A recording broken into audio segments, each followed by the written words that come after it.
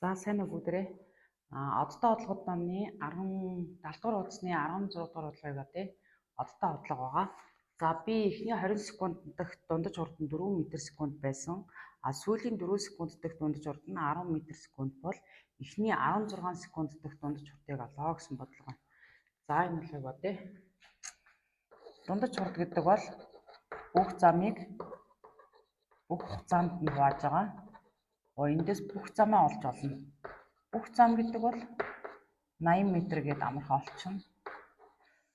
За дараачих нь болохоор сүүлийн 4 секунд дахь дундаж хурд нь 10 м/сек боол гэж байгаа. Тэгэхээр эн чинь сүүлийн 4 секундэд явсан зам гэдэг бол бүх замаас эхний 16 секундэд явсан замыг хасах хэрэгтэй тий. За тэр дундаж хурдыг бичье. Бүх замаас S16 гэж биччихье. Эхний 16 секунд явсан замыг хасаад сүүлийн 4 секунд тэгэхээр 4 секундтай хувааж өгсөн чинь 10 гарсан гэж тий бодлогын нэвчлэлээр.